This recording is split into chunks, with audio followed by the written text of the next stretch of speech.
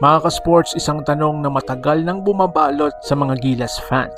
Bakit nga ba hindi pa rin nakikita si SJ Belanghel sa lineup ng Gilas Pilipinas? Samantalang isa siya sa pinaka-consistent at clutch guards na lumabas sa UAAP at ngayon ay star na sa Korea. Ayaw nga ba talaga ng Gilas kay SJ Belanghel o may mas malalim pang dahilan? Kung trip mo po ang ganitong content, paiwan ng follow at pa-subscribe na din. Tara, simulan na natin. Si SJ Belanghel ay dating Ateneo Blue Eagle, isang point guard na kilala sa maturity, leadership at kakayahang mag-control ng tempo. Noong 2022, siya ay isa sa unang homegrown player na tumungo sa KBL or Korean Basketball League at doon ay napatunayan niyang kaya niyang sumabay sa international level. Hindi lang siya scorer, playmaker, shooter at clutch player din. Ngayon kahit na consistent si SJ sa KBL, napansin ng mga fans, bakit hindi siya madalas mapasama sa mga Gilas pool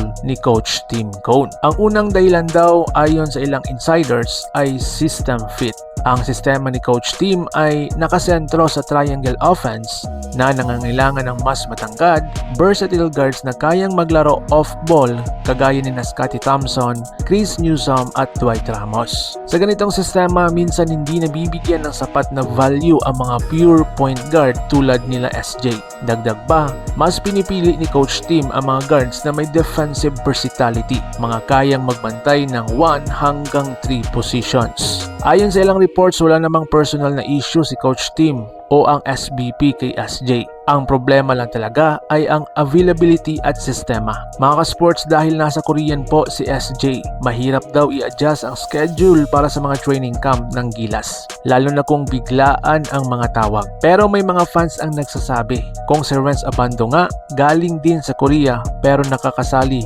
bakit si SJ hindi? Ang sagot dyan, mas marami kasing option sa guard position ng Gilas. Sina Perez, Scottie Thompson, Jason Castor before at Jordan Heading. So kahit gusto man nila si SJ, hindi siya priority sa pool ngayon. So ngayon ang tanong, anong dapat gawin ni SJ? Kung gusto talaga ni SJ makabalik sa Gilas, kailangan niyang ipakita na kaya niyang maging two-way guard, hindi lang scorer kundi consistent defender. Maging available sa national pool kahit off-season sa KBL. At higit sa lahat, patuloy na ipakita sa Korea na isa siya sa top Filipino guards abroad. Kaya kung tatanungin natin, ayaw nga ba ng Gilas kay SJ Belanghel? Ang sagot po dyan mga ka-sports ay hindi.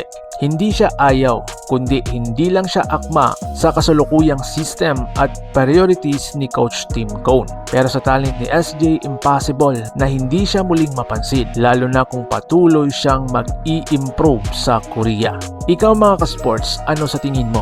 Dapat bang ibalik si SJ Belanghel sa Gilas lineup? Comment mo sa baba at huwag kalimutang mag-like, share at subscribe para sa mas marami pang Gilas updates. So paano? Ingat po kayo. 발란겔 카파스 속여놓고 다시 내줍니다. 던졌어요. 발란겔의 석점포. 지금도 엄청나게 템포가 빨랐잖아요. 네. 플러가 풀업 상점을 던지는 데 있어서 상당히 좋은 환경을 제공합니다. 발란겔 또 던져요. 지금 초봉과 이원석을 좀 이렇게 바꿔주고 있고요.